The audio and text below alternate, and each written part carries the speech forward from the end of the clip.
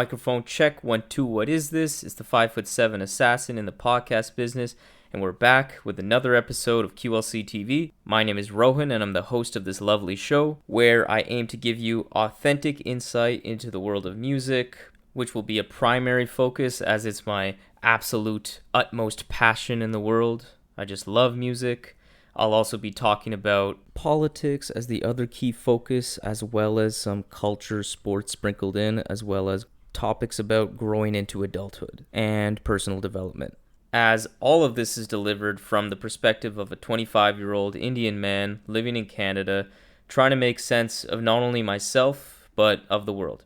So all in all, I thank you so much for listening and taking part in this creative journey that I'm embarking on with QLC TV. And I just hope that this platform will not only give myself, but give those listening something nice to look forward to when they wake up in the morning. Because if I achieved that, then I've succeeded. Hey everybody, it's October 17th, 2020. I'm here joined with a very special guest, Evan Sansom-Gill. He is a young man, the age of 25, just like me, and he's still not far removed from university. He's a fan of rap music, but most importantly, he's a founder of a great startup here in the nation's capital in Ottawa, Offbrand, a new app that will personalize the way you curate and experience content from the creators you love, as well as from the creator's point of view. It will change how you as a creator can interact with your fans and make their experience with your work that much more personalized and impactful. And I know as someone who has started this podcast, I want to make it as easy as possible to get eyes and ears on this show. And it's often tough to, coordinate all the different marketing, social media posts, etc., within multiple platforms. And on top of that, a lot of these platforms are very rigid in terms of how you can present content. So having one neat and tidy place to connect all my social medias into directing anyone who cares to learn more about me and the show to one spot that feels more me is something very attractive to me. And I'm really, looking forward to see where this app goes and takes off from here. So today in this conversation, I want to obviously discuss this app and what opportunities this can bring to the creative community, how Evan was able to get to this point in his entrepreneurial journey. You know, me on this show, I'm all about trying to, when it's talking about self-development, I want to learn from people who have actually are on that process and see what we can learn as a listener from their experience, see what kind of behaviors, mindsets they're in to kind of hopefully bring something to us so that we can kind of improve our lives that way as well. Next, I want to kind of open the conversation a bit more broadly to talk about, content creation in the age of the internet and now in the age of COVID. Talking about really like what opportunities the creative community has to still make money and make a name for themselves, given a lot of these obstacles and potentially new opportunities as well. And then finally, since Evan is a big hip hop fan, we wanted to talk about an album that he wants to talk about today, which is their new Reason album from Top Dog Entertainment artist, and talk about the related album release strategy from this label TDE that is growing more and more kind of controversial and criticized as the days and months go by with their artists not releasing albums. So yeah, I'm really excited to talk about this. Evan, did I get any of that wrong? Any of that intro? No, that Correct? was that was perfect. Thank you Okay, for having spot me. on, spot on. That's great. So before we go any further, I wanted to break the ice. I don't have a name for this segment yet, so I'm just gonna use puns. That's all I do until I find something creative. So some quirky QLC questions. So There it legit, is. it's just gonna be some icebreakers. So if you had to choose between being deaf or blind, which would you choose and why? Ooh, that is a tough one. Um, I'm a very visual person, so I think I would have to go with deaf. I don't think I could lose the visual stimuli. Really? I yeah, Without as music though. That's no I know, music. I know, but I can even still appreciate music just off. I guess it would turn into more poetry at that point, and appreciating the Oh, you think if you lyrics. had Braille or something, if you could read Braille and stuff? Is that where you're going with this? Because you could actually, you could hear, you could never get like the rhythm or musical element, but you could definitely get poetry because you could at least read the words and kind of Yeah, interpret it. yeah. I Mm, think that's what I'm. It would suck damn. not being able to hear anything, but everything with their like movies, I couldn't give that up. And nature, seeing the world, I just it's too much. Hmm. Honestly, I think that's so tough because you're right. You could still get poetry and you could Yeah, still get, and then obviously you still have visual arts, which is really nice. I feel like even though like it might even sound like hypocritical or contradictory, like everything about me, but I would actually rather be deaf as well yeah. because I can't, just from a living my life standpoint, I don't get how people do it. Like blind feels like way more of an impairment. It just Oh seems yeah, like I would feel scared. I'm sure you get used to it, but like I would just feel scared. Like anybody at any point could take advantage of me. Or you also exactly. are rid of like any kind of attraction to any kind of like woman at any point. Like that's just gone. Like from like Yeah, a physical point of view. And yeah, you and can still get braille poetry. That's okay, I guess. exactly. I just feel like there's closed captions. You can read Mm-hmm. lips. There's You just so can much read lips, more. yeah. So much more you could do with your eyesight and visual Mm-hmm. rather than I couldn't imagine not seeing the world anymore. I agree. I agree. Okay, next question. If you had to be on a deserted island with only 3 albums, which would you choose and why? Oof, oof. Was not expecting this. Off the top of my head, I would probably go with Control System by Absol. Mm-hmm. I would, you know I me. I'm almost knew a you were gonna say that. I actually like I yeah, knew you love Absol, so I was like, yeah, that makes sense. yeah. I don't think I could do without that one. Next two, off the top of my head, I'm actually leaning towards The Waters by Mick Jenkins. Mm. That's a classic that I always revisit. For those that don't know, I think the first time, one of the only times we really ever like hung out outside of like university was when we went to that Mick Jenkins concert. We got Yeah, VIP. meet and That greet. was one of the best shows ever. It was VIP with like 10 people in the basement of whatever Ritual. that, yeah, and like just eating pizza and talking like so intimately with like a legit artist, and he was so cool and smart, Yeah, and he's I amazing live. Like holy shit, we were front row. Like yeah, I had done meet and greets with Absol prior to that, and it's kind of what you expect when you think of a meet and greet, the lineup, and you just get dap him up and then dip. dap them up, say a couple of quick words, get a picture, and then you're gone. Mm-hmm. And then we just walked into the basement of Ritual, and he's like, "Yeah, my manager got us drinks and pizza, and you have an hour. If you need any pictures or anything like that, let me know. But we're just gonna chill." Yeah, man, that was amazing. So Mick Yeah. Jenkins, Waters, Absol, Control System. And the last one, hmm, this is gonna sound a bit weird possibly, but I think I would go with Carter 3 by Lil Carter Wayne. That 3. that Yeah. actually that really got me into hip hop. Mm-hmm. I I wasn't too big into it growing up. I kind of got the mainstream rap that you hear on the radio, but Mm-hmm. nothing too hardcore or underground or indie, anything like that. And not saying the Carter 3 was, but that really helped bridge the gap Yeah. into my hip hop interests. So if I had only 3 albums, I think that would have to be there. Interesting.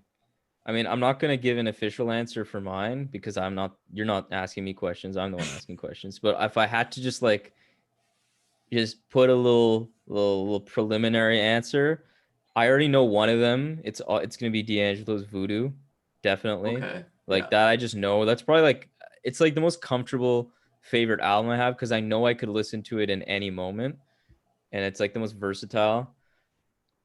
Past that, I'd say like if this question I'd answer in terms of like moods, like three albums that would like suffice like any kind of like feeling I have, and Voodoo is a pretty good one.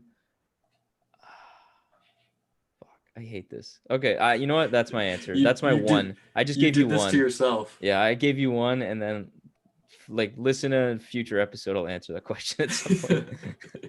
Okay, okay. So let's get into kind of like your personal life first, just to understand, like, give people a picture of where you were and kind of where you got, how you got here. So you went to university at University of Ottawa with me. Yep. What did you study?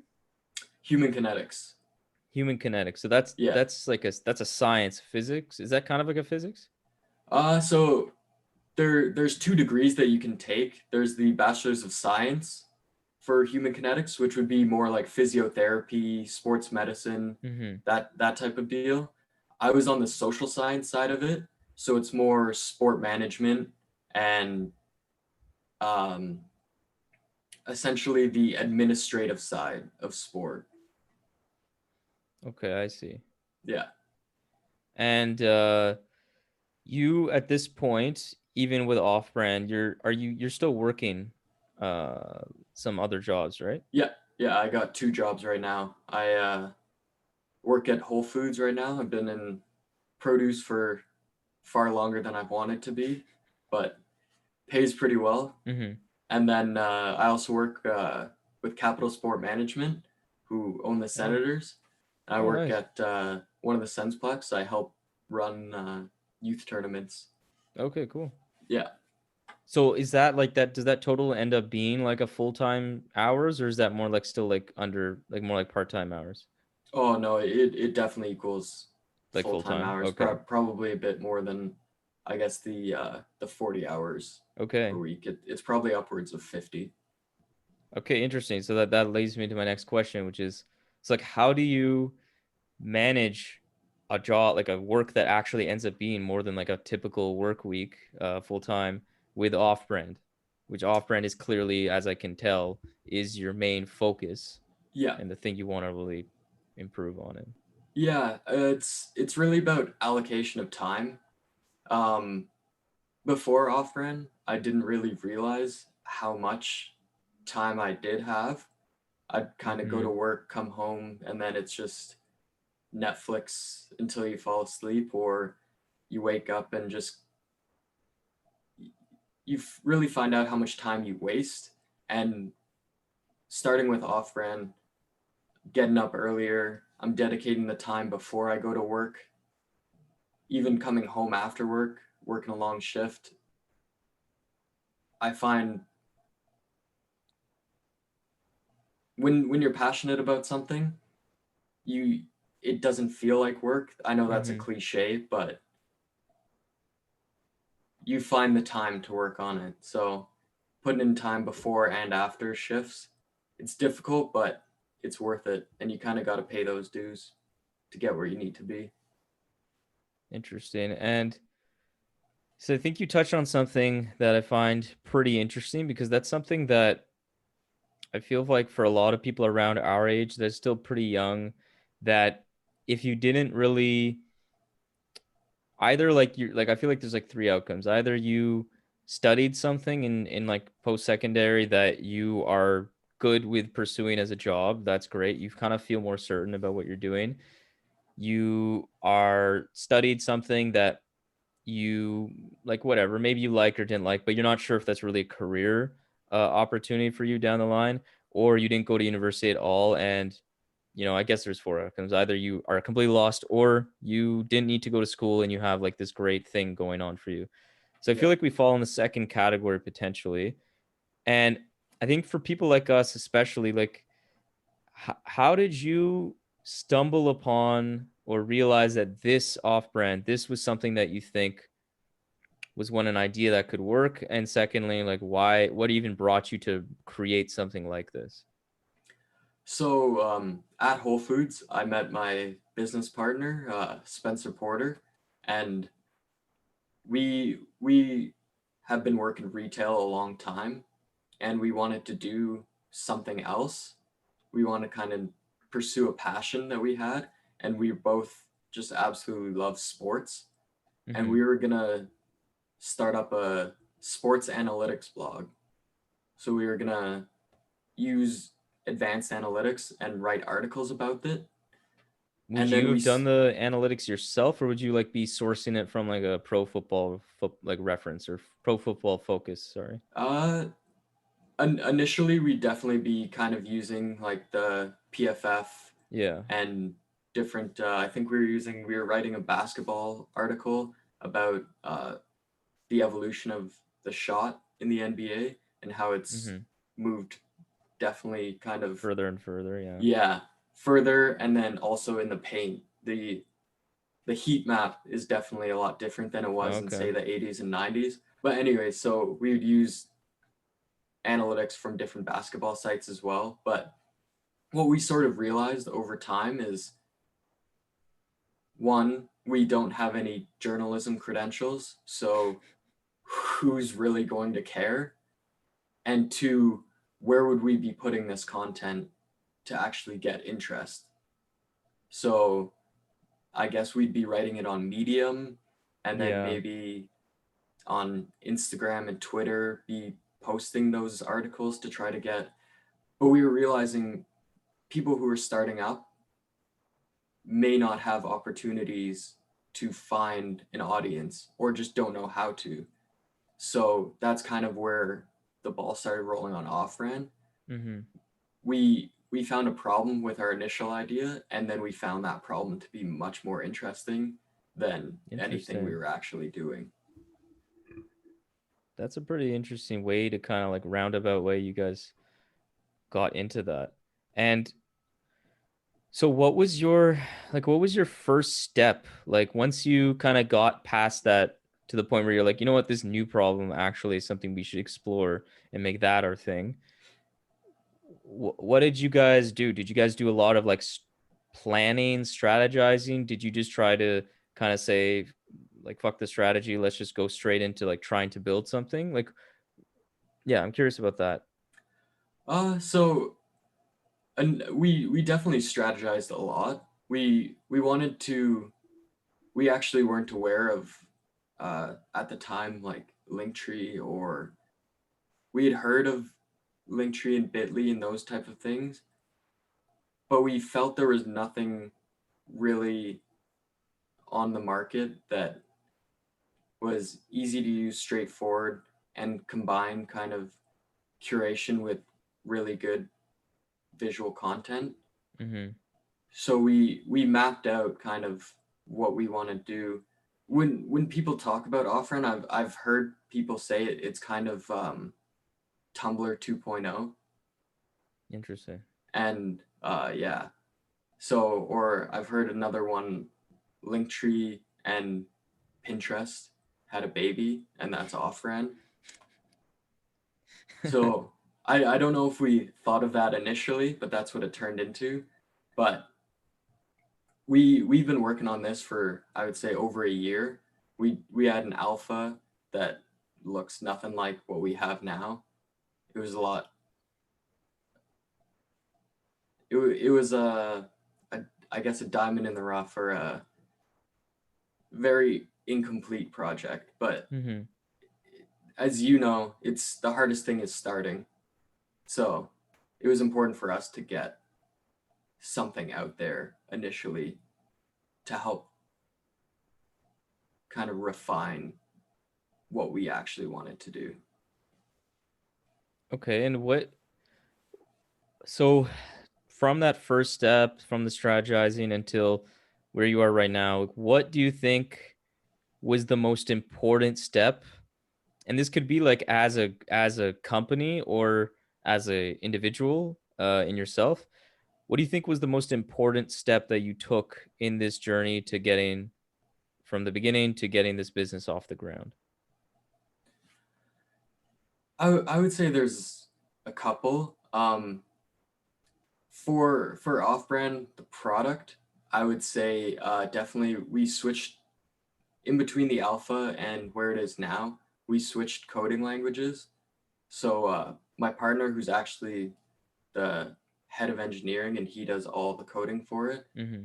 learned a completely new language and developed completely a different back end, front end, just changed everything about the product from our alpha. And he did an incredible job with that. Mm-hmm. So I think for the product, that would be the most important step. And for us as individuals, I would definitely say kind of teaming up with Invest Ottawa and going through their pre-accelerator program. It taught us a lot about the different aspects of business that we needed to do and the different steps we needed to take to get it where it is today. Right. So yeah, we talked when we first kind of talked recently. You were mentioning you're in that program. So what did you take from that as like a key takeaway? Like, what's your next step as a company? That you went in that. I know that was pretty successful for you guys. You learned a lot.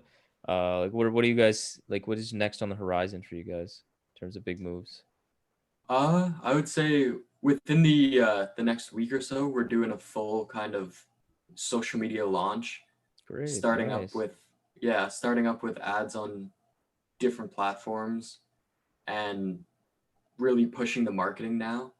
We we were kind of doing a slow burn marketing aspect, just gathering waitlist signups, that type of thing.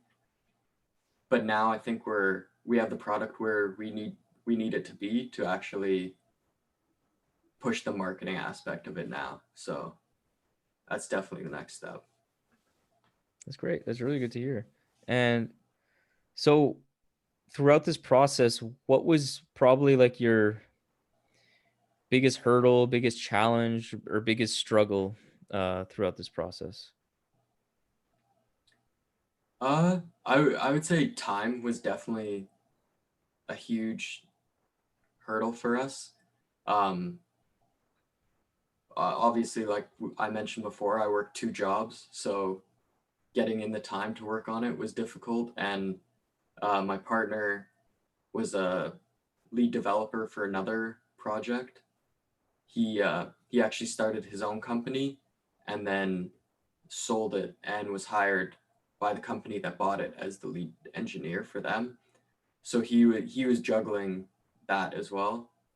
So being a two-man group right now, we're the only two employees Mm-hmm. that we have. It definitely a challenge to be able to produce a company with a limited amount of time.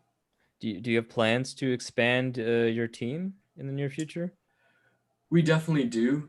Um, the one issue right now, obviously, is we're kind of bootstrapping it, so it it's difficult to hire people when you don't have too much money. We're Yeah, kind of putting in our own money to expand the company right now. right. If we ever, or not if ever, but when we receive funding, that's definitely one of the steps we want to take. Get on some more engineers to help it continue to improve the platform. Right, right. And I know you'd previously told me that you have I don't know if it's exactly funders or investors, but you have like some relationships with some companies that are helping you out, correct? Yeah.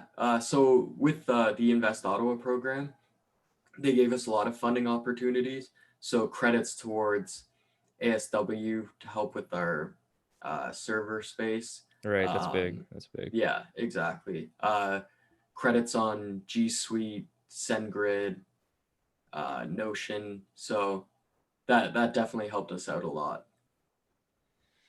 Cool, cool. Okay. And like you mentioned the time allocation being a key part of the kind of like your like how you personally were able to make some changes. What are some other, or you can expand on that, like other kind of new habits, routines, mindsets that helped you kind of free up this creative space in your mind?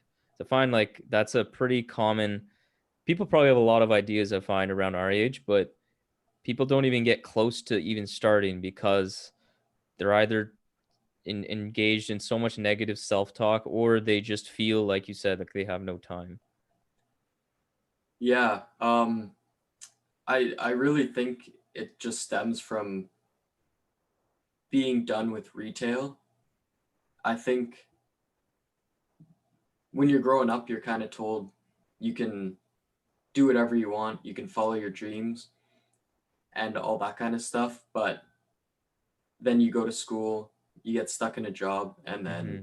you kind of blink and there goes 40 years. But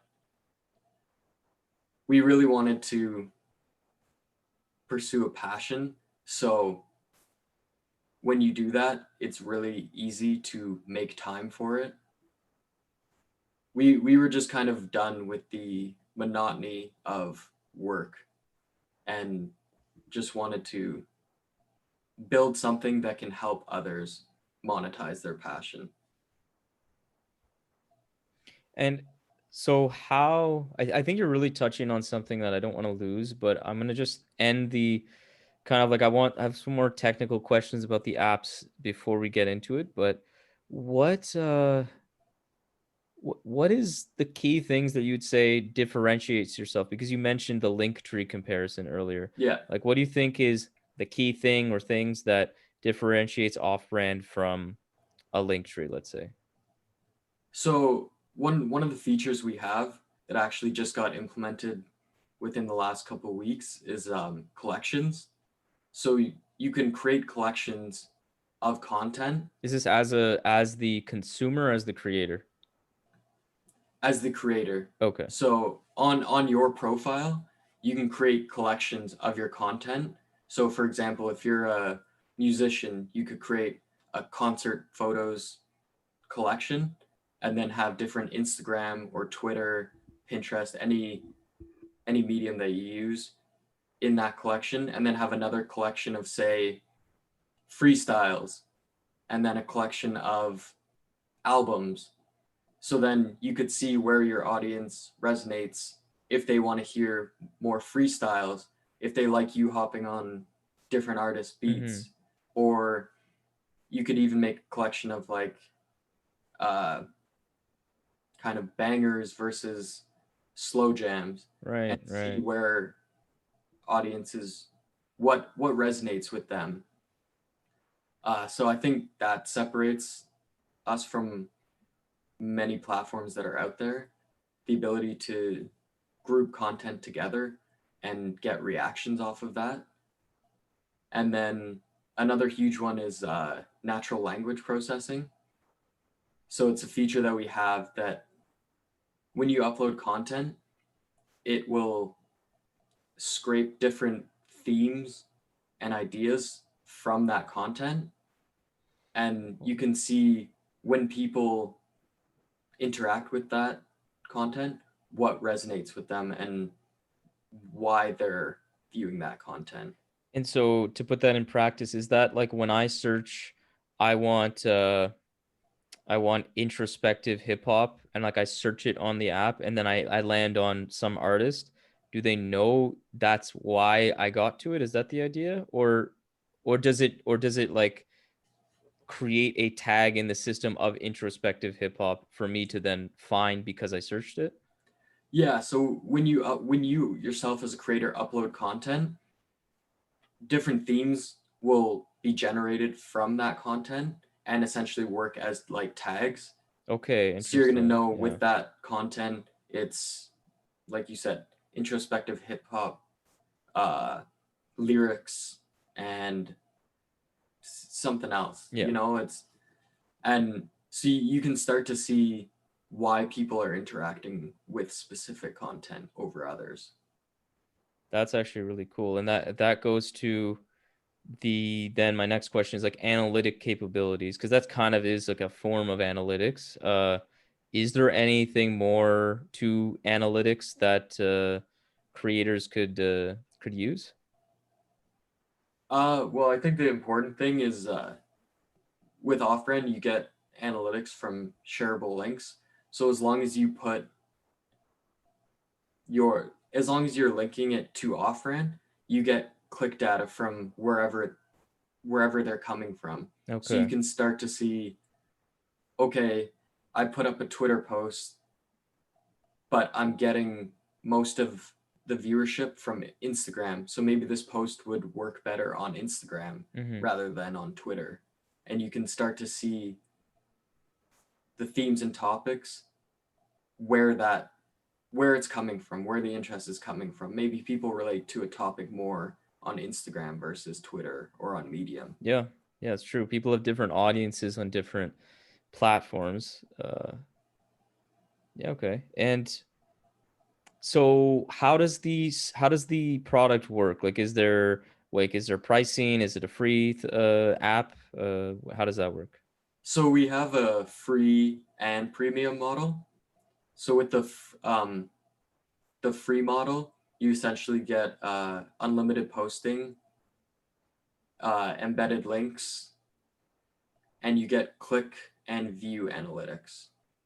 And Okay. then when you get the paid model, is when you get full analytic data. So like demographics, location, Okay. um, and then also the themes and the natural language processing. And have you guys settled on a pricing model yet, or are you still in the works on that? So initially, we're gonna go to market at $9 a month. Okay. And so I think that's interesting that even the free service has that. So you'd be able to see that my Twitter link is getting X amount of clicks versus my Instagram, which is maybe getting less or more. Yeah, Okay, I find that really interesting because I use Linktree currently, and they only give me literally a view count that is just universal and nothing else. And it's yeah, just all time also. Like I found that pretty disappointing because like they just show it's one of those apps. I hate apps like that, like where it's fine if they're already giving you some services for like part of whatever like pricing model, like part whatever model you're in, but it gives you literally nothing but it just shows everything else just grayed out saying pay for this, pay for this. It's like, hey, you know what? yeah, Like you could have given me something here. yeah, It doesn't even give you like a month. Like you had this many views in a month. I have to like remember, oh, I got like 100 views in the first month. So like I'm at 300 or something. It's only 200. Like it's just, yeah, that alone is an incredibly big difference because I'd love to know why, which of these 7 links I have are actually gaining any traction. Like I have no yeah. clue. Um, and another thing, I'll go, just really go. quickly add for Linktree, we have you can import your Linktree onto Offbrand. It'll instantly create your Offbrand profile based off the links you have on Linktree. That's So a really nice it's feature. about a 10-second process. That's cool. And I think one thing you did kind of mention, but I don't know if just to make sure it's clear to the listener right now Yeah, that you can actually embed and have like for example, you have a YouTube concert video. You can actually have it playable in the app. Is that correct? yep, So yep, that's like honestly a huge game changer because again, if you go to like my link tree, you see like I'm describing what you could click to, but I'm describing my Spotify or Apple Podcast link. I can't show any teaser. There's no quick audio you can play. There's no quick video you can play. So it's very boring. And that goes back to like when I said in the intro is that I currently really do feel a bit of I have a big gap in terms of how can I create a very quick, very instant personal experience to make it so people are actually like, I need to listen to this guy. I need to consume his content. It's a lot harder to do that when you can't just give people in an age of like super low attention spans a very quick feel and taste for what you have to offer. And if you just have a bunch of links, like it doesn't do much. So yeah. that's a big difference alone. And that's like the core part of that's like in the free or paid and all that. So that's a Exactly. big part. And I think it's important. I know with a lot of services like Linktree and Bitly, um, I think on the paid version of Linktree, you can embed content, but a lot of people just use the freemium version. Yeah. And when you click on the content, it redirects you to a YouTube page or whatever page. And then the recommended videos underneath are just, it's a rabbit hole. And Yeah. I think it's really important that with the embedded content on Offbrand, you stay on that creator's page. Right. You're not, your attention isn't averted anywhere else other Yeah, than that's a their good point. content. Because you're on YouTube, you click a link, you go to that one YouTube video, because obviously you can embed, not embed, but you can have a link on Linktree to a YouTube video, but then you're off the Linktree. You're Yeah, now in the ether of YouTube where your recommended content, unless you are a big artist, it's not going to be the next video is not going to be yours. exactly. Like, like 99% of the time, unless you are an actual established creator at that point. Yeah, And even then, it's up to you, how up to the algorithm. Pretty much, you're at the mercy of the algorithm, and that's what Offbrand would definitely remedy. That after I watch one of your videos, I like it, I'm not diverted to say, oh, let me see the new Joe Budden podcast. Like I can actually exactly. go ahead and watch your next little teaser that you had to your other video. So I Yeah, think that's really cool, and I that's why I really wanted to have you on. I think you are helping with a part of the content creation process that I find the most difficult, completely non-energizing part. Like maybe there, I'm sure there's, and no, I'm not sure, there is tons of artists and creators that thrive on the marketing. Like they love that. And that's great. Like there's people that you can just tell, even if they're small artists or they're like a very big megastar, people like people like Tyler the Creator, I think of. Uh, they just have a natural talent and and a passion for the packaging of their music, for the yeah, way they present themselves on social media. It's just so natural. Tyler Creator's Twitter is hilarious. Like he went, I think, like I just remember for the vast majority of the time I followed him, he would always tweet in all caps. It made yeah, everything he said funny. Like, and I could just hear his loud baritone voice just like yeah, yelling about nothing. And it's just funny. And he just has such a natural knack for it. But there's a lot of people like me. I don't, and I don't want to spend my energy. I'm trying as much as I can to learn marketing. Like I'm trying to get better at I'm going to start really getting into try to understanding video editing to try to make my content a little more compelling. But I really at the end of the day just want to focus on making good content on my podcast and then have all that stuff taken care of. And your off-brand app could at least help me maximize the return on my investment for something that I don't like doing. And I think that's yeah. pretty important. And really it also just saves time having one centralized hub where Mm-hmm. you can look at all your analytics together rather than having to use 5 different sites and checking analytics on each one. That And no, yeah, you're right. And quickly moving to the consumer side of this, because this isn't just like a content creator thing. Just give a quick overview of like how their experience would be as an end user, just as a person wanting to like follow the content of their favorite creators. Yeah, so initially, as we have the product now, it is just kind of a curation site where you'll click on the off-brand link in the bio and you're not able to search any other Mm-hmm. user on the platform. But we are expanding and adding features in the next coming months. For example, like a For You page, which is going to act as a feed Mm-hmm. that you can start to explore new content. And then also adding following and one day down the line chat. So, Interesting. yeah, initially, right now, it's just kind of being able to see somebody's profile and the content on it, but it's going to expand a lot more and become a lot more interactive down the line. That's great. That's great. I'm really excited for that as the consumer side of it too. Instagram, Facebook, all those like it gets really cluttered really quick. And also like sometimes you don't like I follow people for different reasons. Instagram, I follow friends, but a lot of times maybe I would love to just kind of quickly see the musicians I follow or the funny creator people that I follow. Yeah. I remember Vine being like, I remember Vine, like the perfect example is Vine. Like I actually really loved the good Viners. They were like some of the funniest things I've ever seen on the internet were through Vine.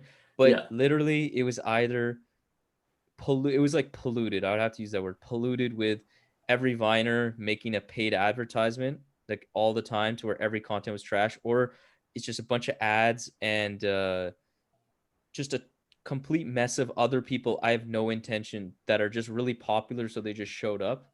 And unless you really like paid a lot of attention to who you're following and like who they follow, it's just was such a mess. So I think like just being able to see what you want at one time is that would be a really big Yeah. sell. And speaking more to that, one thing we found that we want to add in is that you're going to be able, you can follow, when this feature gets developed, you'll be able to follow profiles entirely, or you can also just follow people's collections.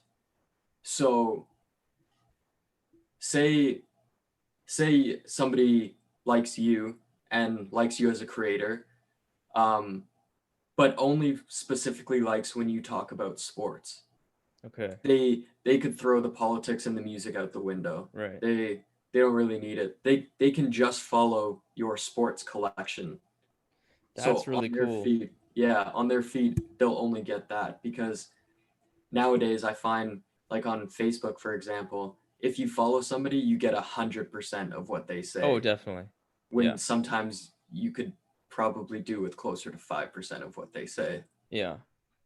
That's really cool. I didn't know about that part. That's really cool because I can relate to that 100%. Especially creators that talk on multiple different topics. Yeah, Um, or even they talk with the same topics, but like half of their content is trash. Like I don't know who exactly, but I know some people who like really make great skits, but then all of their other content is so uninteresting that I just roll my eyes every time I see it. But I could just follow their skit collection or something like that exactly. and get everything I want like 100% of the time. That's fantastic, man. And I think I think now I wanted to talk a little bit again about like kind of more broadly speaking here with the pandemic, and it's been a rising kind of problem I feel in general, especially with the music side of creation. Like, where do you see people going in the next year or two when it relates to like how are people going to be making money for themselves without concerts, without even like in person anything, without with basically having to rely on internet traffic, which is why I think it really relates to your to what you want to do with your app. That seems to be all I can think of right now. Yeah, it's this pandemic's been pretty interesting for e-commerce in general. Right. I know in the last quarter alone, I think Etsy stores have gone up by 450%, which is ridiculous. And I think it's people who are either laid off or who are home now and just have a lot more time. And they're just sort of realizing they want to do, they they want to monetize their passion, really. Yeah. So I think the rise of e-commerce is a good thing.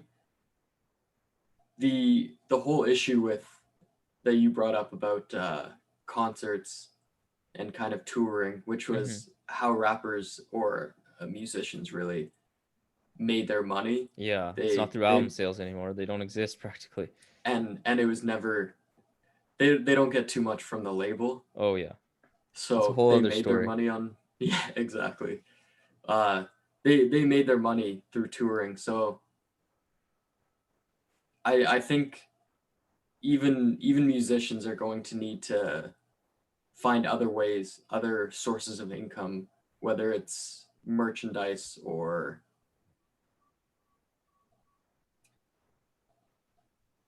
something along those lines of they need to find different sources of income because who knows when we're gonna get the next concert. Yeah, I'm thinking merchandise is one thing that I was seeing in general getting more and more popular with the independent artists. like they use like sites that I like Bandcamp, which I think are Yeah. really cool, because Bandcamp already from the get-go had that merchandise capability.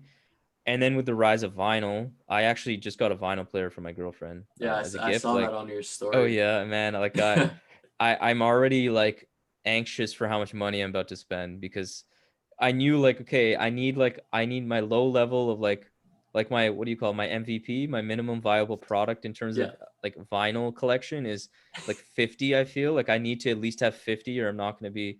So yeah, anyways, but with the rise of vinyl merchandise, I feel like those like I think artists are going to have to move past and almost expect that the digital consumption of their content isn't going to be enough. So there has to be something physical. I feel like in general, outside of music, even when we're talking about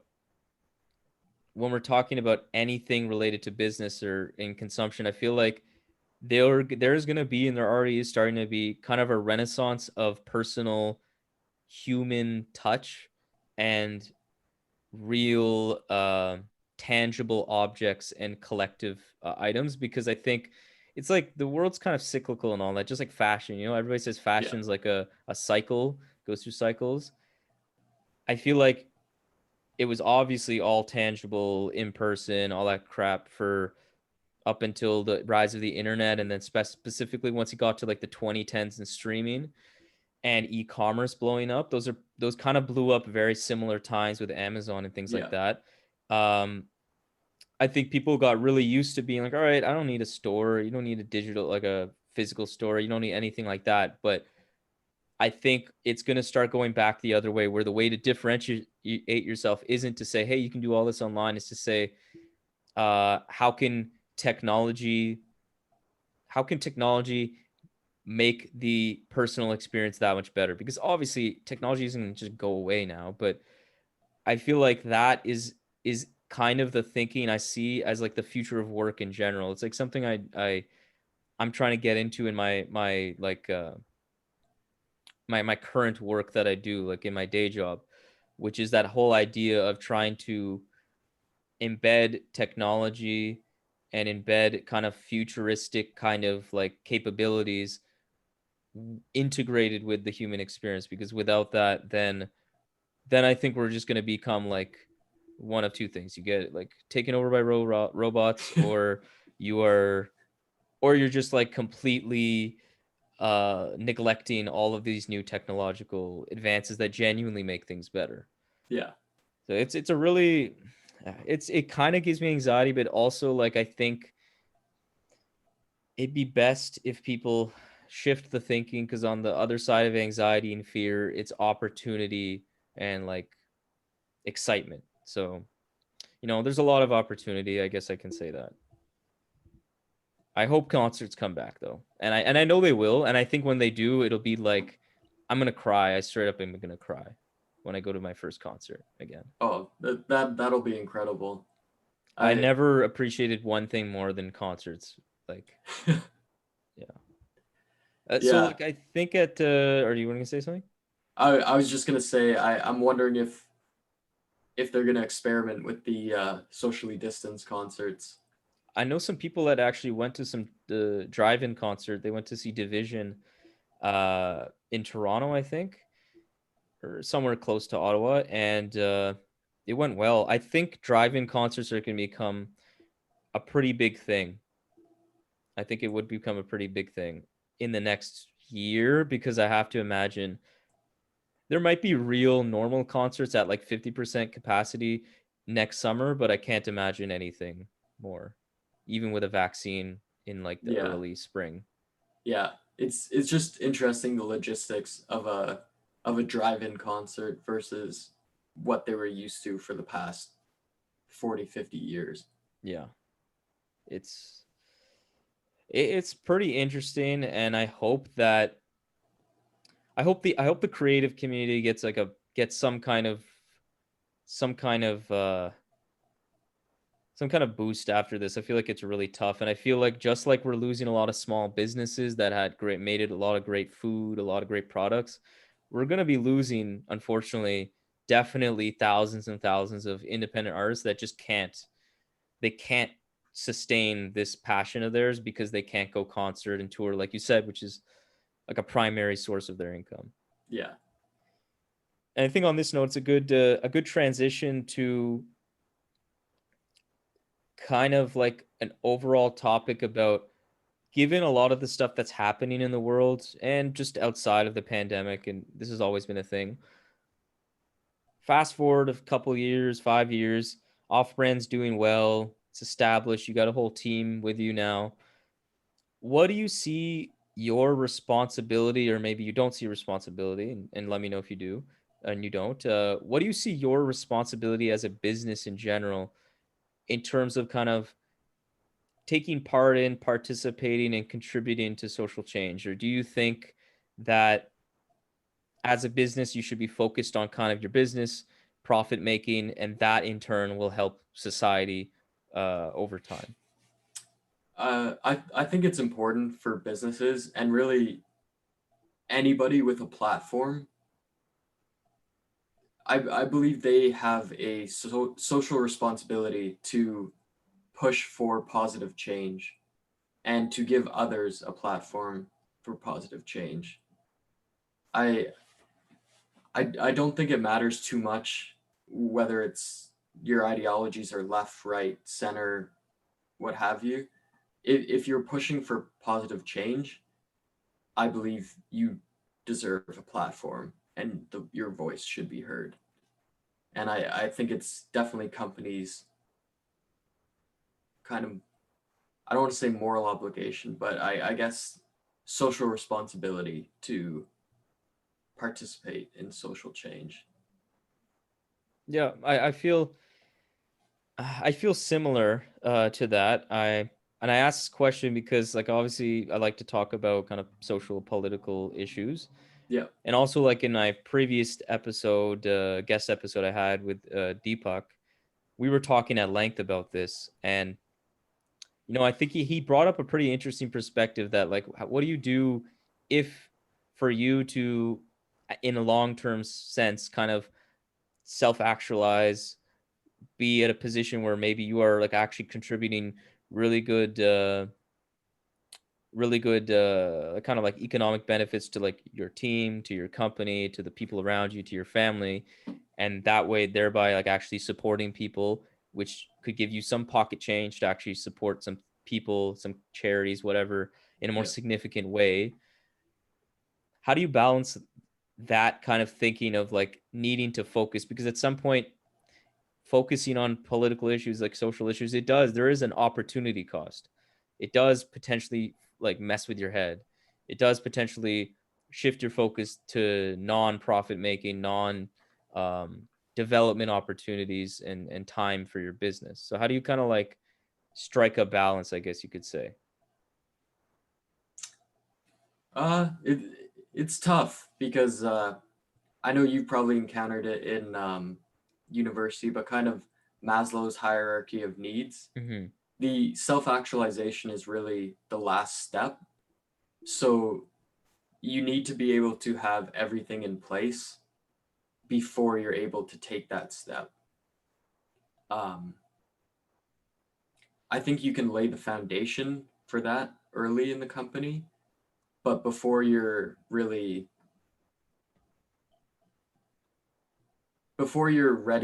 to do that and take the self actualization step, you really do have to have kind of a sustainable impact on the economy and people around you, your consumers, stakeholders. Mm-hmm. You need to have your feet on the ground before you can be taking those steps. Yeah, I think I agree with that. I think like if I were to start a business right now, um, like let's just take this podcast. Like I want to develop this. I want this to become something that is profit making and all that jazz. But for now, obviously I don't have the ability to kind of shift any kind of resources I get from the the podcast to kind of social causes, for instance, like in any kind of monetary or tangible way, Yeah. I think the only thing I can do is kind of use my voice. And I think that goes back to what you said. I'm almost thinking like, because you know the concept of corporate social responsibility, right? Yeah. I think a lot of people in business school obviously have heard of this, but for those that weren't, it's basically just the concept of the whole idea of businesses and what they can do, and potentially the ethics around contributing to social change, and not just being a company that focuses on the bottom line. It's obviously something that's become more and more popular in the 2000s. And I'm almost feeling like companies, and maybe they are, and I don't know about it, but companies should start to maybe even kind of create, just like you create a plan for growth, a marketing plan, a strategy, a 5-year plan, a 2-year plan, whatever, of like things you need to do as you achieve some things. You'll build this, you'll hire 5 new people, you'll build out this capability in your department, in your the marketing department, in the technical space, etc. I feel like there honestly should be a long-term corporate social responsibility plan, which kind of similarly tracks what you can do. Because I can't go ahead and start donating to big charities, but what Yeah. I can do is start like maybe implementing some kind of, like, if you are a business that's not a podcast, you could be kind of setting out some time in your social media posts, or in whatever kind of businesses that you partner with, to a certain quota or a certain target to hit that's kind of more socially conscious, and then kind of move on as you get further in this plan. It could lead into, okay, we'll donate certain amount of money, we'll kind of work with X groups, etc. I feel like maybe that's the, I feel like there is always, like you said, Maslow's hierarchy of needs. You kind of have to lay the foundation. You can't just go run before you walk. Yeah. And I think that's a good way to kind of picture it, because I think right now there's a huge amount, and again, rightfully so, like a huge outcry from citizens right now to expect and demand a lot of socially conscious moves from pretty much any company. I think for the most part, it's very justified. Just high level speaking, most companies I think drop the ball heavily on this, but then there's others companies that could do more, but could, like, would want to do more, but literally can't. I think there's a huge difference asking some small business to make some kind of huge investments or changes versus an Amazon or a Google or something like Yeah. that. Exactly. Yeah. Yeah. I definitely agree with you there. Okay. Yeah. Yeah. It's good to. I want to always want to. I'm very curious to talk about these kind of subjects with anybody that's in the entrepreneurship space, because I feel like more than anybody, your time and your brain power is so precious compared to someone who is maybe doing great stuff but still in a huge company or a big company that's already established. Like, there's so many more opportunities for that person to have the ability to kind of use their voice, whatever you call it, Yeah. and their resources versus you. Okay, great. So now I wanted to kind of finish off like our discussion. You're talking about what you love, what I love, hip hop. In particular, I asked you before this, like, what kind of album or kind of artist you wanted to deep dive on, and you wanted to talk about this new Reason album. So, take it away. I'll let you kind of give your thoughts on the album first. But before I say that, I'll just give a quick bio. He's a Cali rapper signed to Top Dog Entertainment. And this isn't technically his first album under this label, big label TDE, but from what I remember, that album, he already recorded it, and I think he almost already released it as a mixtape that just kind of got packaged in as an album under TDE after the Yeah. fact. But this is, I feel like, his true debut album, and there's some big name features to justify that: Vince Staples, Rhapsody, Absol, Schoolboy. Um, so there was definitely a big effort to kind of create this as a complete body of work. So take it away. What did you feel about the album? On my first few listen through, I really enjoyed it. I think this is, as a real kind of debut album, I think he did a good job. I think he is able to, I think he's a great storyteller. I think that's his biggest strength as an artist. And on songs like Fall, you can really see his ability to do that. I do think he got a bit overshadowed by some of the features. Mm-hmm. He didn't necessarily get washed by any of them, but definitely like on the track Extinct with Isaiah Rashad and Yeah. JID, it's tough to compete with those guys. Mm-hmm. I think he got overpowered by Schoolboy. Rhapsody, her verse was one of the highlights of the album for me.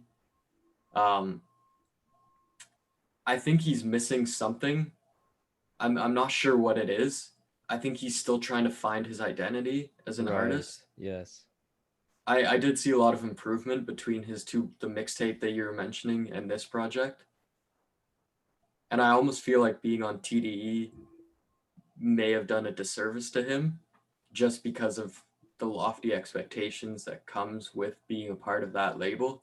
Mm-hmm. If he was if this album was released on a different label, I feel like it might have been more of a highlight, but it might just kind of get lost amongst the heavyweights on TDE. So there's a lot you said there, and I think for the most part, I feel like I 100% agree, except one key thing, which is I didn't personally feel all that impressed by the album, but the reasons why are basically what you touched on. Right. The main thing you said, it was perfect, is that I do think he's still trying to find his identity, and I think you can tell. Like, I think in terms of rapping ability, the guy is very capable, but he's not exceptional. He's not Jid. He's not Yeah. anybody on his label, which is brings to your second point. I think the TDE whole part of this equation is very key for a couple reasons, and we'll get to like kind of the way they release albums in a second, but actually it is kind of related. Just the fact that the expectations aren't just because, hey, you're TDE. This is like the premier label in hip hop, or at least it used to be, I guess. And if you're on this label, you need to drop like some classics or some great albums, genre bending, genre defining, or it's seen as a disappointment because the quality standard has been so high. But the second part of that is because they release albums so late. Like I follow most of the TDE artists on Twitter. I follow their head Punch, Yep. their head of the label, and he's very active on Twitter. And I can see anytime it's teased or it's rumored there's a new TDE drop, everybody goes like, is this finally the new Kendrick album? Okay, is it a Schoolboy album? Is Isaiah Rashad finally dropping? Because he's great and I love him. And I feel like a lot of people love him, but you haven't heard anything from him. And then it's just it's sad to say, but I see all the memes come from it, so I know it's true. People are like, when you hear TDE's dropping a new project and it's just a Reason again, or it's a Reason single, it's a Reason album, and the disappointment, it's like it is such a letdown just because people want their other projects. Yeah. And it goes back to how fucking long they take to release albums that I do think uh does a disservice to him. And but going before we get really into the album strategy release part of this, I think the album is definitely solid. I do see the storytelling as a strong suit of him. I just think he lacks like a certain pizzazz. He lacks like a certain kind of quality to him that makes him pop. And you can see it like on the solo tracks. It's like, okay, this is good. Nothing I'm like really all that wowed by. But then when he has the features, you just see the difference. He Yeah. doesn't get washed because he's a good rapper. Like, it's just the personality is missing. The key raison d'etre is missing. Like Vince Staples doesn't wow me with his verse, but I just feel it more. Rhapsody actually like washes him, I think. Yeah. And Absol and Schoolboy just have more personality, have more, like, even his flow, it's solid. It's just nothing that grabs me, I guess you could say. Yeah. I think possibly the worst thing you could say about it is if I'm revisiting that album, it's likely going to be because of the features, Mm-hmm. which you never want as an Yeah, you never artist. want that. Especially this is supposed to be his debut, Like, I think if I were him, the thing I would do to maybe compensate is to get like super detailed in the personal stories. And I think he has that capability, has that potential, but even in the storytelling, it's good, but it's not to the level where it makes up for his lack of like distinct flow, lack of a distinct voice, even that can really make me interested, because the stories are good, but they're not like crazy detailed where I'm like, I feel every moment of you. You're not like a Nas storyteller, it's not the art of peer pressure Exactly. Yeah, like like that's Kendrick. that's Yeah. a perfect that's a perfect perfect example, because yeah, there's no song there that like every line is a new event in this story where you're just like gripping your seat. Like, is he gonna make it out? Is Yeah. he gonna? Are the cops gonna get him? He took a right. He took a left. Like literally, like that's a Yeah. perfect story. Like that's exactly like obviously the beat was insane. The beat switch, all that. But even without it, at least the story was captivating, and that could be done without his great flow of Kendrick or the great like, distinct cool voice of his. Um, yeah, I think that's a perfect comparison. And I think if we go now to the actual album release part of the equation, what are your thoughts on the whole approach TD has to releasing albums on a less frequent basis, to say the least? I actually think it's a smart move on their part, as much as I hate it as the consumer, because I want I want those artists to be releasing more music. I don't think Absol's released an album in 3 years now. I think Do It Thou Wilt was back in 2017. It was I remember this because I went to India. There was three albums that dropped right before I flew. Yeah, like right about that time. Awaken My Love, Childish Gambino, love that Yeah, album. Do What Thou Wilt. I do think that's actually a great album. And J. Cole's For Your Eyes Only. yeah, Did not really care for that much. yeah, So that was end of 2016, like I think December or yeah, end of November. Yeah. yeah. So obviously, I'd love if they could release more, but I personally think it's a really good strategy. It's a double-edged sword because you piss off consumers, but I think every consumer, if for example, if Kendrick dropped an album right now, that would be the first thing you and I are doing after hopping off this Yeah. podcast is listening I to would that. actually cut it right now. I'd be like, all right, okay, cool. We don't even need to like. I'm not even gonna use the recording. I don't give a crap. I'm just gonna listen to this album. Yeah. So a lot of us would like to admit that we get angry and stuff, but in a second, if Zay dropped, everybody's listening to him. So I agree, but you mentioned the artists that I like. I agree with. So Kendrick, it's a no-brainer. Kendrick has established himself tenfold to the point where he drops anything. He's a living legend now. So Yeah. I will drop everything, and I do not have any desire to hear a Kendrick album that's rushed. His discography is so pristine right now. All of his studio albums, including Section 80, if that counts as his debut, like it was an independent release. They're all incredible albums. His mixtapes are good to great. I think I'm good to wait another year or two. If he wants to just drop another amazing body of work, I'm good with it. Schoolboy, I'm not as good with it, but I'm fine with it because he's dropped Habits and Contradictions, pretty good to That's great album. my favorite project of Oh, his it is. actually. Okay. Yeah. And I think there's a lot of people like I feel like that one was his most loose album. If I had to think the most schoolboy album, it's that. Like it's Yeah. his personality like most expressed, I think. Oxy, I think is another really good album. And then I think Blank Face is my favorite. I think that's him kind of refined his sound and it's most like mature. And I think production values is A1. I So I I he's think I think Blank Face is his best album, but my favorite is Habits and okay. I see what you Contradictions. mean there. I Yeah. see what you mean there. And like, so I agree with that. If he wants to wait, I'm fine. Absol, like he's already waited long, so I want to hear from him, but he's dropped enough projects and I know, and I actually think for him, he's not always been like he's not been as consistent. So I actually don't care to wait to wait much longer because these days I thought was a missed opportunity. Yep. I feel like he hasn't proven to be as consistent. So take your time, buddy. Like, I'm fine. Make something that you're good with. But then you get to artists like Isaiah Rashad, SZA, and that's when my opinion changes.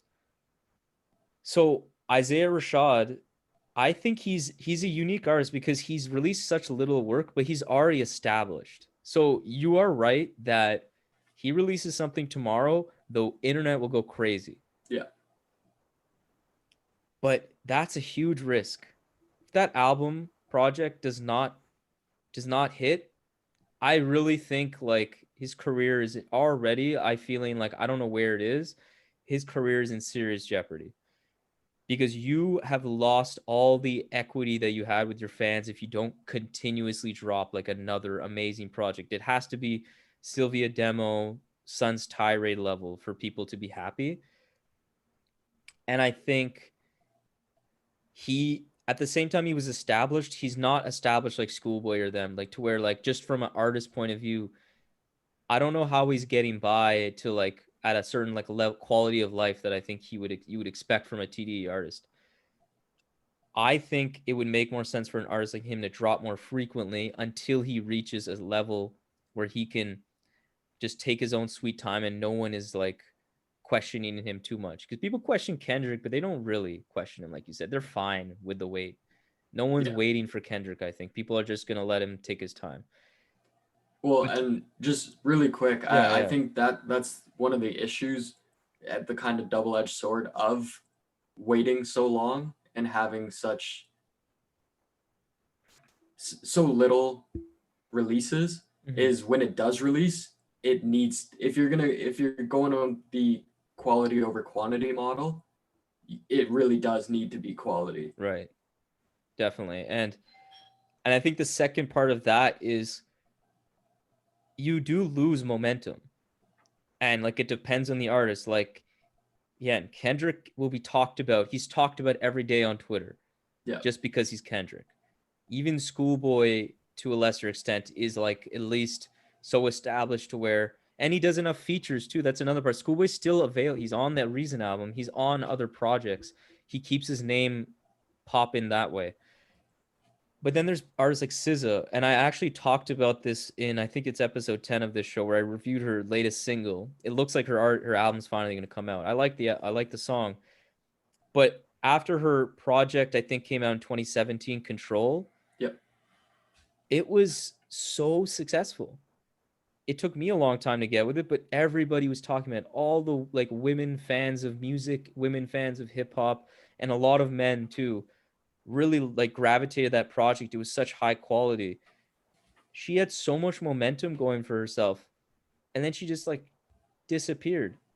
And I think people like Isaiah, like fans of Isaiah, will love, like will clamor to her project. It'll be a big buzz, but I don't think she can. She would be in a much bigger place and better place, I could say, and a higher class in like the tiers of R&B if she released something. Maybe it was a mixtape at least, 10 songs over the past 4 years, 3 years that could actually continue that momentum because she's forgotten. She's not talked about as like a big time R&B artist. She isn't. And I think she 100% the capability to get very A-list because she has a great look. People love the way she looks. She's has great visuals.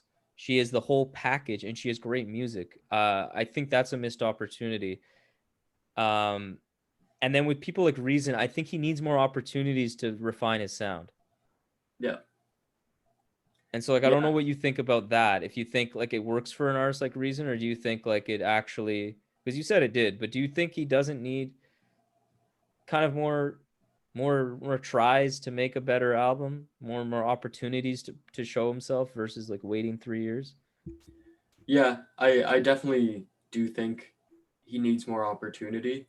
If kind of like you said, take the schoolboy approach where you hop on a lot of features. Right. I know on Revenge of the Dreamers, Reason's uh, verse on what was Lambo Truck was one of the highlights of that album, at least for me. Mm-hmm. I thought he killed that track, and I think the issue that you're kind of bringing up is the Schoolboy Q's and the Kendricks can take that time off because they're established. But when you're a smaller artist, it's important that your name's not forgotten. Yeah, and the attention span is one thing, and the speed in which the world moves now. Like the pandemic has amplified that, but outside being before that, like a project that releases at the beginning of the year, unless it's something special, you forgot it happened. Yeah. Like and that's for me even when I make like my year-end lists that I always do. I like it takes me a long time. I have to make a smart playlist on my iTunes to like figure out like I didn't even realize Royce da 5'9" released an album this year. I thought that album he released with like the doll, like I don't even remember the name of it, but I like it. Don't love Yeah. it, but I like it. That's the thing. Since I don't love it, I forgot it. It was in February. I was like, what the Yeah. fuck? I thought that was released like over a year and a half ago. It seems like a light year ago. Yeah. And I just feel like if you are smaller, you have to release, you kind of have to adapt to the times. You have to release projects at least every year or every 2 years, but you have some features, you have something to hold people over. Like even Pusha T with Daytona, he took his own sweet ass time because he's Pusha T, he's a legend. But he in an interview said about Daytona why the album was so short. It was Kanye's idea, and he was so against it, but then he like listened to him, and I think it was a good call because I think that's a classic. But Pusha T said at a certain point you need to adapt to the times, and he knew he wanted to make an album that fit the times, that was short and sweet, didn't overstay its welcome. People were fully invested in every second of that project, and I think TDE kind of needs to adapt. That's kind of how I feel. I agree. I think their strategy really worked for them during the 2010s. Yeah, that's how I feel too. It's gone stale. Yeah. Like I remember people being like, "Man, the way they cultivate their artists, they let them grow, they let them take their time." It's starting to have a different feel to it now, where I just feel like, man, you gotta move now. Yeah, and then I heard rumors of Kendrick leaving because he I wants don't to think that's go. true. I heard it was, but Okay. yeah, it was like he was going to sign with, or he was gonna make his something with Baby Keem. Do you know that artist, Baby Yeah. Keem? Like they're cousins, and it was gonna Okay. be under a new label imprint that I think Kendrick ran, but that's a complete lie. He made like a Okay. Instagram video like being very clear about it, very nonchalant about it too. So I don't think it was any truth to it. But Okay. But whatever. even just for the little bit that it was rumored, Yeah. that really shook things. And Yeah, I did. I was like, people wow. already started discussing, is this the downfall of TDE? Yeah, people have been saying that for a couple of years now. Because Griselda's the opposite approach, right? They release projects like 24/7. And I don't like I think it works for them, but I don't suggest that on a Reason or anything.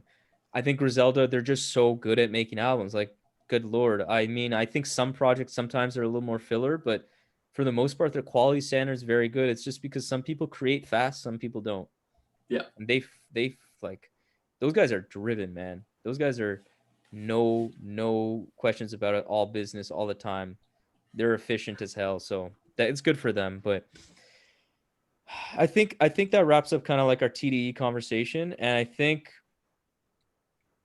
overall I really like, enjoyed speaking with you here. Like I hope people when they listen to this, they kind of hear a different side, because when I spoke with Deepak in our last episode, he had a different story than yours, and I think people need to understand that one, you don't need to be you don't need to be like born with something. Like you don't need to be know since day one or know very quickly, or even pick the first idea that is the one to say, okay, I picked an idea. It may change, like you literally thought you were going to do something and then it completely changed and it felt natural. And I think the lesson in there is you need to start. You need to start, and you need to be open to listen to your gut, to listen to your intuition, To and be to able to not be an pivot. ego. Don't have an ego about it. To Yeah. say like, you know what, I don't get fixated on what you thought you were going to do. If it feels the right way to change course, change course. 100%. Yeah. You in business you always need to be able to pivot Mm-hmm. because things are constantly changing, your ideas are changing. It's you're not just going to think of a business idea and then it's going to go 100% of the way. Something is going to get in the way. Great, yeah. And so before we wrap up, just some quick random questions just to end it here. So, what's your most anticipated album that you expect to release this year? So that can include a Kendrick because it's rumored could happen this year. I think I would go with Kendrick just because of how big of a release that would be, and I think it's time. I Oh, think it's they time. we need one. After Damn, I'm really interested to see where he goes with his sound. So that's definitely one for me. Obviously, Absol I would love, but I'm not sure how far close he is to that. Mm-hmm.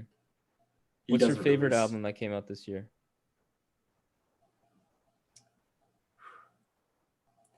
See, it's kind of the issue of you. I have trouble remembering what happened at the start of the year, Yeah, but probably the Blue in Exile album. that's a good one. That was I think they just brought so much kind of old school rap Mm-hmm. to the forefront, and the storytelling was just incredible. Another underrated one that I wanted to bring up that I really liked was the Vic Mensa project. Yeah, I Because talked about that briefly too. I'm surprised. yeah, I loved him on the autobiography. I loved that album, and then he just really fell off. He just nosedived, and I thought he was Nosedived. done. Oh my I thought god. he was done, and then I wasn't even gonna listen to this project until I saw Punch and Lupe talking about it on Twitter, and I was like, Yeah, okay, Lupe if was the one too. Like I was yeah, seeing some buzzing that was actually good, but then Lupe tweeted about it. I'm like, he doesn't usually do that. yeah, And they're both from Chicago. I think he wanted to big him up. Yeah, Vic's a good guy. Just completely nosedived.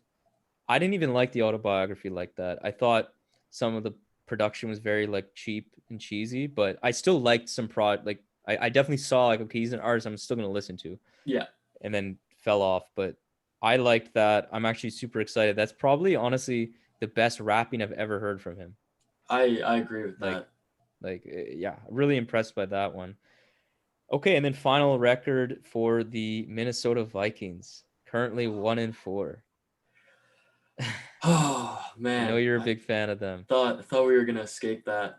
Um, honestly, I think we're gonna finish around 8-8, Okay, you're expecting a good bounce back at least. but that's the worst spot to be in the NFL. Yeah, you don't get a good Be, draft being pick. Yeah, being mediocre is the worst place you can be. you might make the playoffs potentially because you know there's an extra seed now, Yeah, seven teams. So 8-8.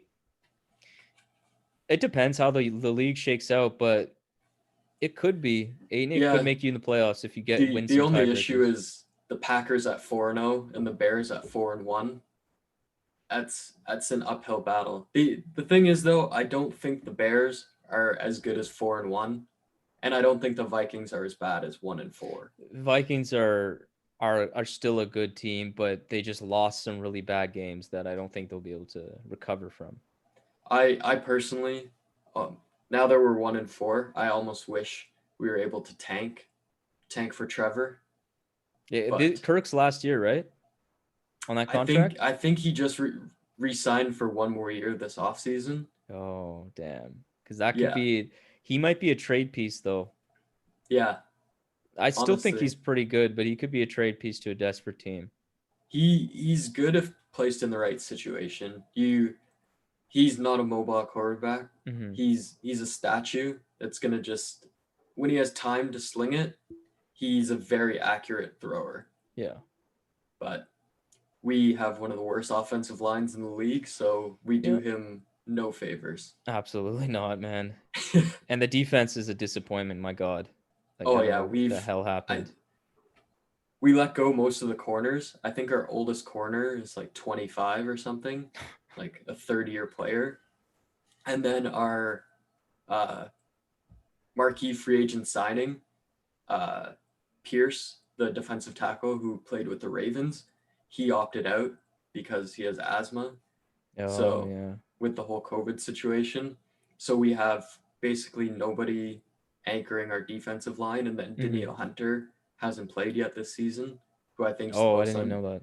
yeah, I think he's the most underrated player in the Yeah, he's league, in amazing. my opinion. So our defense, Anthony Barr is out for the season, so leaves a lot to be wanted there. All right, man. You made it this far. You underwent all these excruciating, difficult questions. I'm kidding. But before we go, just tell people where they can follow you, where they can learn more about Offbrand, and any kind of upcoming things you have going on with that you want to share.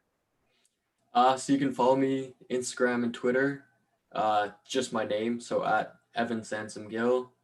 Um, Visit Offbrand, so www.offbrand.co. It's not .com. It's important. Mhm. Um, and just within the next week or so, be on the lookout for the full launch of Offbrand and get on, make an account, start seeing what it can do for you. Great, man. Really appreciate the time. This is a really great conversation, and I'm really looking forward to see what's in store for Offbrand in the future. Thank you. Really appreciate you having me on there, and I really like what you're doing here. I enjoy listening to your podcast every time you release one. I always loved your takes back when you used to do the road view blogs. Yeah, yeah. So I love what you're doing here. All right, man. Appreciate it.